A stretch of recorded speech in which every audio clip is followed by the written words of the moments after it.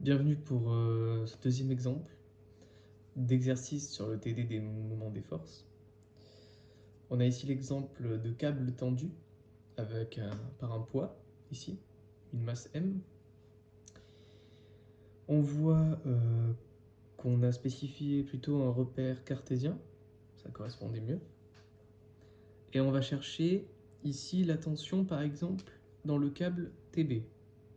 Au point B, celle-ci par exemple, comme on voit qui est dirigée comme ceci. On a la tension TA qui est dirigée comme ceci. Souvent ici un angle alpha avec Y. Et pour la tension TB, un angle bêta, ici avec l'axe X. On nous dit également que ce système est au repos, ce qui signifie que la vitesse est nulle, et donc on pourra utiliser le fait que la somme du coup de toutes les forces extérieures est nulle. Ça nous donnera une ou plusieurs équations pour pouvoir trouver TB. Très bien, donc quelle est la première chose à faire dans ce cas-là? Comme toujours, c'est de projeter les forces, de marquer toutes ces forces selon le repère. On a donc ici trois forces.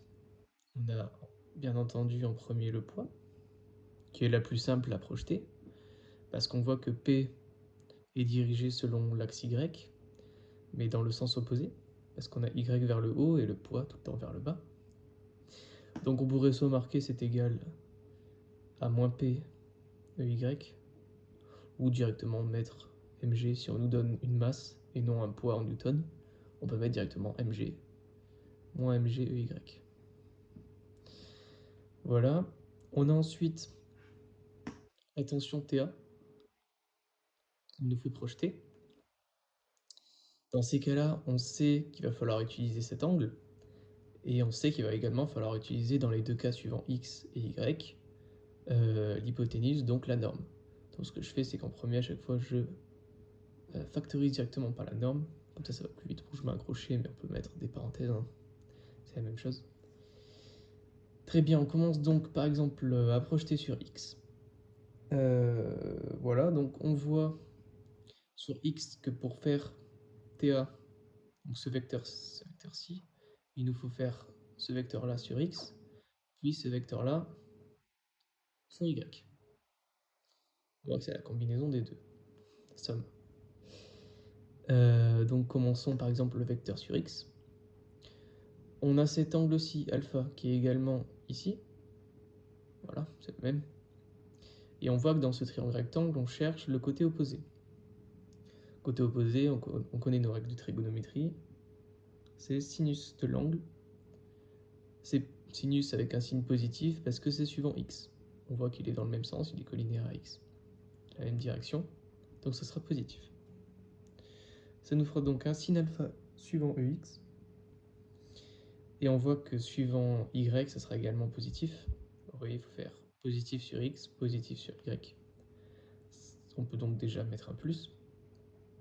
Et suivant Y, on cherche cette fois-ci, imaginons qu'on parle de cet angle, ou de cet angle, c'est la même chose, hein. On cherche le côté adjacent. Et adjacent, c'est cosinus de l'angle. Donc cos alpha Y. Voilà, donc on peut faire de manière analogue pour TB. Voilà, on factorise par la norme. Cette fois-ci, on voit que ça va être dans des sens contraires. On voit que suivant x, ça va être opposé. Et suivant y, ça va également être opposé. C'est la somme de ce vecteur et de ce vecteur pour former TB. Donc voilà, on continue, on applique. On voit suivant x que ça va être négatif, parce que c'est opposé, donc à notre repère. On aurait très bien pu mettre le repère dans l'autre sens, hein. Voilà, ça reviendrait au même de toute manière, comme par exemple l'axe y qu'on mettrait peut-être vers le bas.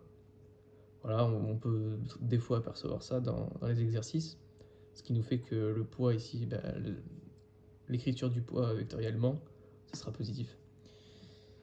Enfin bref, donc TB. On voit qu'en premier suivant x est négatif, on peut mettre un moins. Dans ce triangle rectangle, on va chercher cette fois-ci le côté adjacent.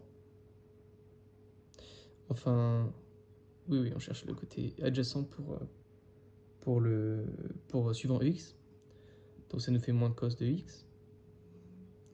On voit que ça va être négatif suivant Y aussi. Donc on peut mettre un moins. Et on cherche cette fois-ci le côté opposé, côté opposé sinus.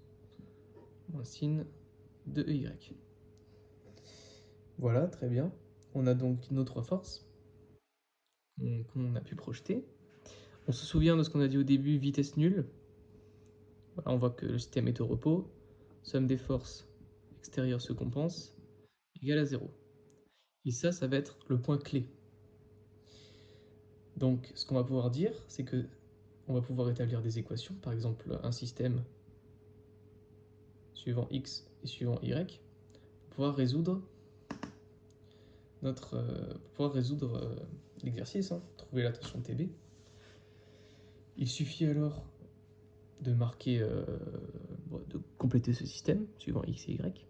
Donc par exemple en x, on a rien pour P, on voit qu'il n'y a pas de composante suivant x.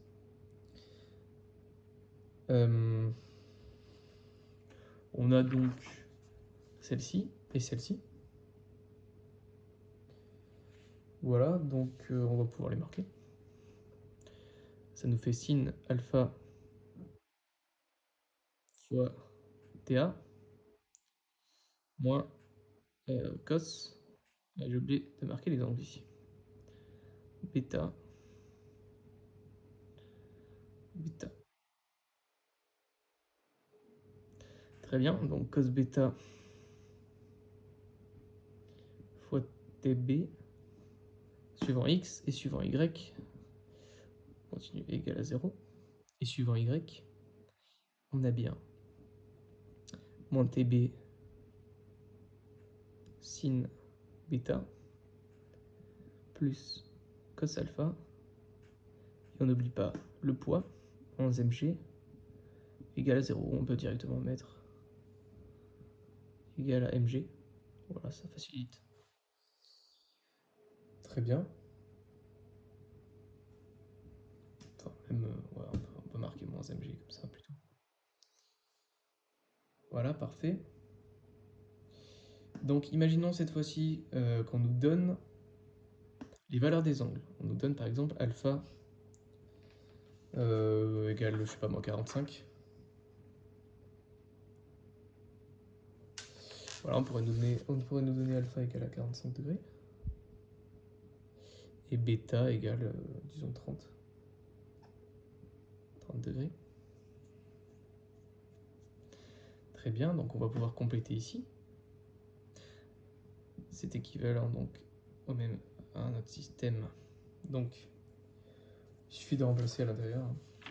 Par exemple, sin de 45, on remplace cos de 30, sin de 30, et ici cos de 45. Ça nous fait donc racine de 2 sur 2 TA, moins racine de 3 sur 2 TB, égale à 0. Et moins 1 demi TB, le moins 1 demi c'est sin 30. Voilà, moins 1 demi TB. Plus le cos de 45. Plus donc racine de 2. J'ai oublié le TA. Plus racine de 2 TA. Moins mg. Voilà, et par exemple, on nous donne g égale 10 en accélération. On pourra prendre ça.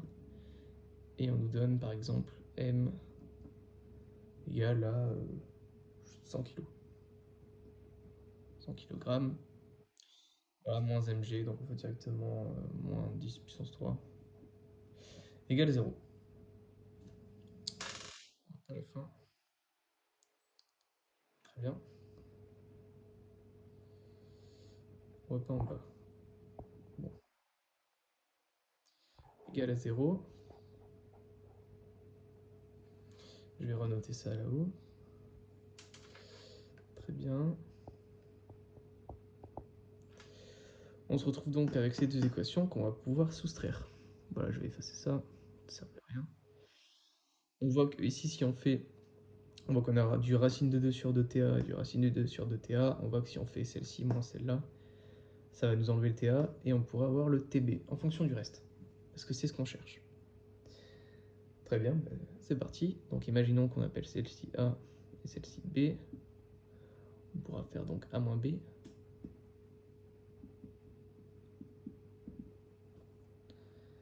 Voilà, qui est égal donc à moins racine de 3 sur 2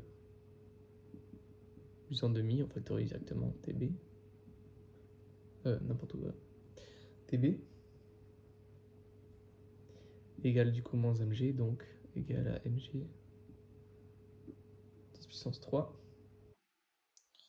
Il suffit donc de remplacer. Ça nous fait tb est égal à 10 puissance 3.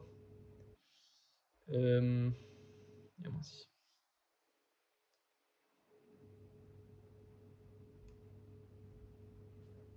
Non, il n'y a pas de point. 10 puissance 3, tac tac tac, sur donc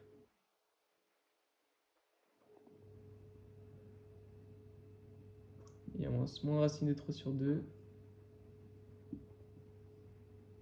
moins racine de 3 sur 2, plus 1 demi, et ça si on calcule, ça nous fait 2732 newtons.